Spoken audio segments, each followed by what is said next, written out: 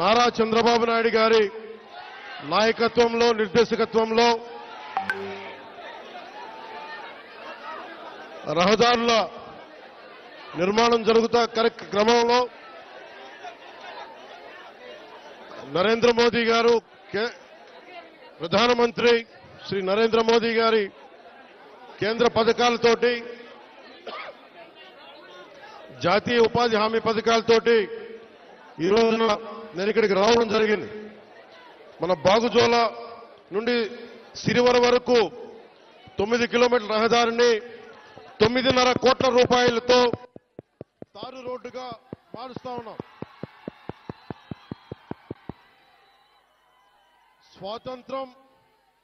మనకి స్వాతంత్రం వచ్చినప్పటి నుంచి దాదాపు 70 సంవత్సరాల పైన ఈ రోడ్డుని మనం వేసుకోలేని పరిస్థితి.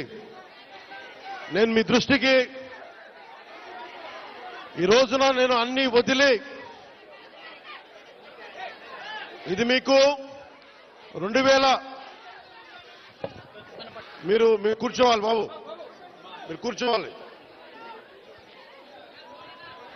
మధ్యలో లేకుండా దయచేసి ప్రెస్ అందరూ కూర్చోండి ప్లీజ్. ప్రెస్ అందరూ కూర్చోండి. 2017లో పోరాట యాత్ర అప్పుడు నేను అన్ని తిరిగి మన పాడేరు, అరకు అన్ని గిరిజన ప్రాంతాల్లో తిరిగినప్పుడు నాకు 2 ప్రధానమైన సమస్యలు. 1 రోడ్లు, 2 తాగునీటి అవసరాలు, 3 యువతకి ఉపాధి అవకాశాలు. ఇంత సుందరమైన ప్రాంతం ఇది. దాదాపు 20కి పైగా జలపాతాలు ఉన్నాయి ఇక్కడ.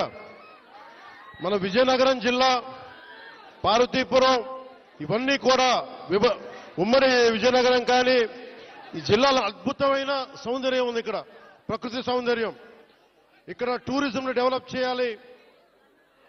యువతకు కూడా నేను ఒకటే మాట ఇస్తున్నాను, ఇప్పటిదాకా ఎవరు కూడా ఆలోచించలేదు ఇక్కడికి రావాలని, రోడ్లు వేయాలని. కానీ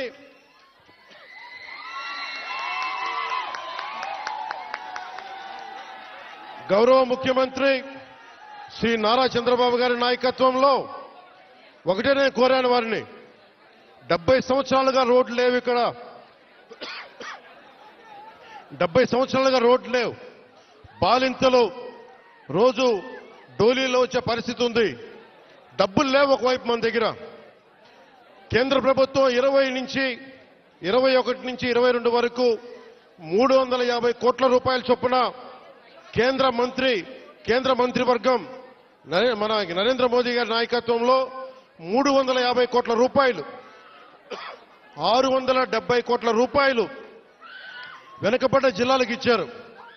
గత ప్రభుత్వం ఆధ్వర్యంలో ఆ నిధులు వస్తే ఆ నిధులు ఈ రోజు దాకా దానికి లెక్క పక్కా లేకుండా చేశారు. ఈ రోడ్లు వేయడానికి 9.5 కోట్ల రూపాయలు ఖర్చు. మీ దగ్గరికి ఓట్లు అడిగిన వ్యక్తులు, నేను అన్యాయం అయిపోయిన చెప్పిన బిడ్డ, మీరు చూడండి 5 సంవత్సరాల పాలనలో మీకు రోడ్లు వేయలేకపోయారు. కానీ మేము వచ్చి డబ్బులు లేకపోయినా మన వెనకబడ్డ జిల్లాల కోసం 700 కోట్ల రూపాయలు నిధులు ఇస్తే వాటిని ఖర్చు పెట్టలేదు, దారి మళ్లించేశారు. ఋషికొండ ప్యాలెస్ కి 500 కోట్ల రూపాయలు ఖర్చు పెట్టారు, కానీ ఇక్కడ 9 కోట్లతోటి రోడ్లు వేయలేకపోయారు.